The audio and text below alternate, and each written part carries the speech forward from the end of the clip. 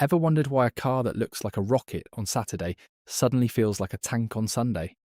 In Formula One, the gap between a qualifying lap and race pace can be as much as 7 seconds.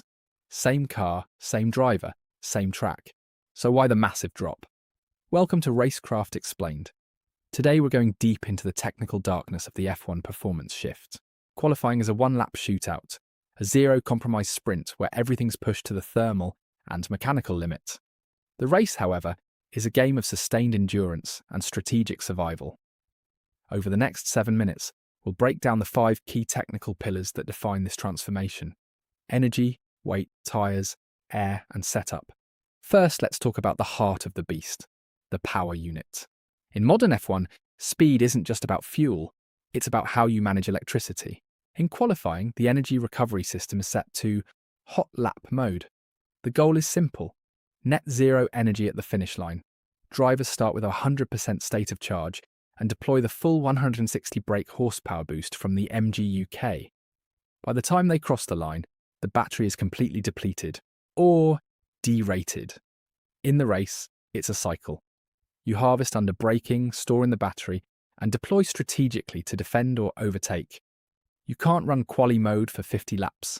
The system would melt. Next, we have the most significant invisible variable: fuel, and in F1, weight is the enemy of time. In qualifying, teams carry just enough fuel for one flying lap, roughly 5 to 10 kilograms. But since refueling was banned in 2010, cars must start the race with up to 110 kilos of fuel. Every 10 kilo of extra weight costs roughly 0.3 seconds per lap.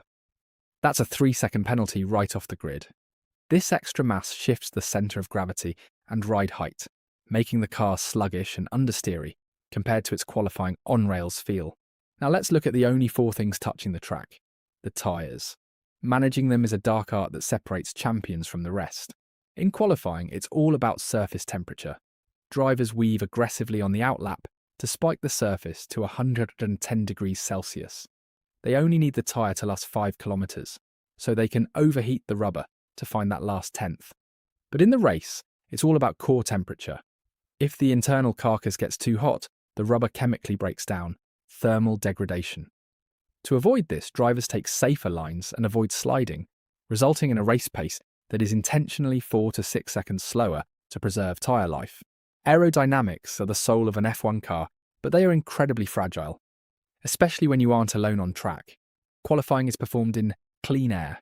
Teams release cars into gaps so the front wing and venturi tunnels operate at 100% efficiency. In the race, you're in dirty air. Following within 1 car length can cost up to 50% of your downforce. This loss of grip makes the car slide more, which spikes tyre temperatures and creates a vicious cycle of performance loss. This is why teams often sacrifice a perfect qualifying setup for more downforce to stay stable in race traffic. Finally, let's talk about the rules, specifically the hands-off rule known as parc fermé. Once qualifying starts, the car enters parc fermé. You cannot change springs, dampers, or gear ratios. This forces engineers into a compromise. A setup that's perfect for a low-fuel qualifying lap might cause the car to bottom out and damage the floor when carrying 110 kg of fuel on Sunday. Teams have to find a middle ground, often sacrificing Saturday speed to ensure Sunday survival. The only major changes allowed: front wing flap angles and electronic differential maps adjusted by the driver. So when you see those massive lap time differences, remember, it's not that the drivers are slower. It's a calculated technical ballet.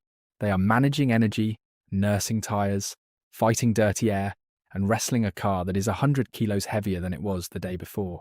This is the hidden complexity of Formula One.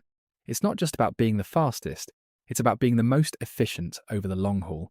To summarise, qualifying is a peak performance snapshot. The race is a dynamic, evolving puzzle. As fuel burns off and grip changes, the car's balance is constantly shifting. A car that is a nightmare in the first stint might come to the driver in the final laps as the weight drops and the track rubbers in.